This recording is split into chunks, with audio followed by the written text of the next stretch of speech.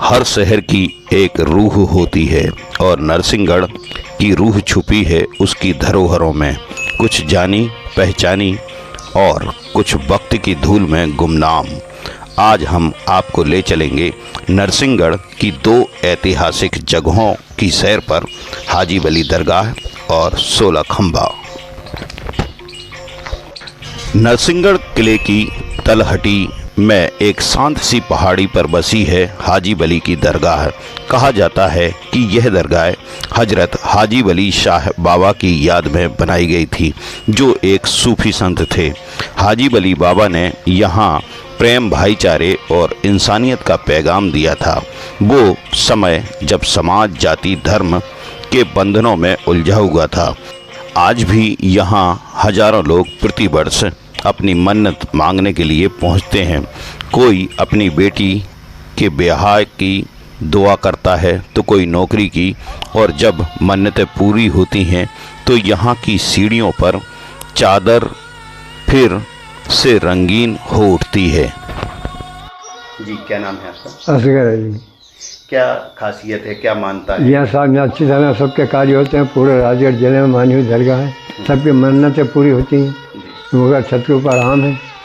और ये दरगाह है जो हाजी वली जो बम्बई में उनके ही भाई हैं।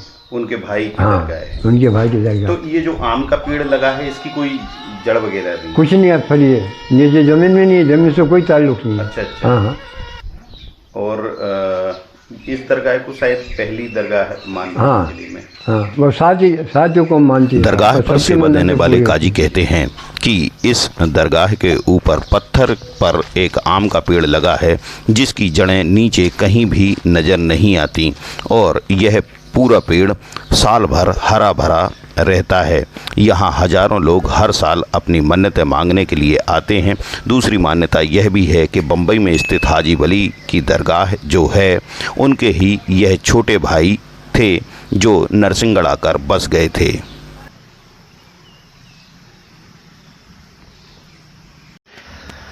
नरसिंहगढ़ विधानसभा के कोटरा क्षेत्र के अंतर्गत आने वाली हाजी वली की दरगाह माना जाता है कि यह जो बॉम्बे में हाजी वली की दरगाह है, उनके भाई की ही दरगाह कही जाती है। इसका निर्माण 16वीं शताब्दी के आसपास माना जाता है।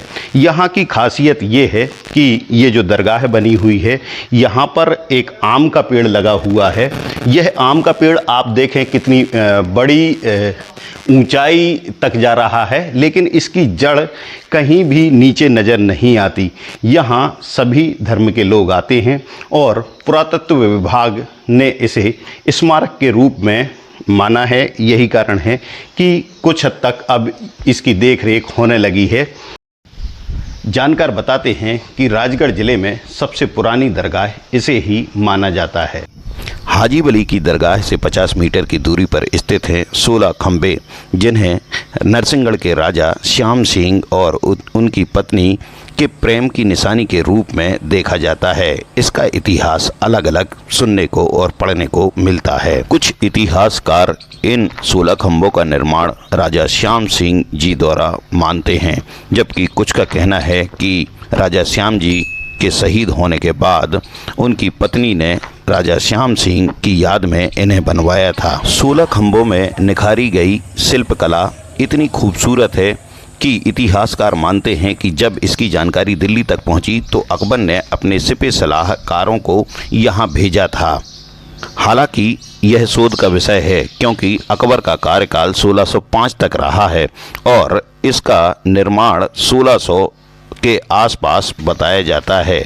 इतना ही नहीं, राजा श्याम सिंह का जो कार्यकाल है वो 17वीं शताब्दी के आसपास माना जाता है। सभी विषय अलग अलग गणना करते हैं, ऐसे में इस पर शोध होना जरूरी है। हाजी वली की दरगाह से मुश्किल से 50 मीटर की दूरी पर यह 16 खंबे जो 16 स्तंभ के रूप में खड़े हुए हैं। पुरातत्व विभाग के अनुसार इसमें परमार वंश की कला नज़र आती है। इनको बनाने में बहुत ही बारीकी से काम किया गया है और ये बहुत ही खूबसूरत हैं। आज भी यह खड़े हुए हैं। इन्हें सुधारने के लिए पुरातत्व विभाग अब काम कर रहा है।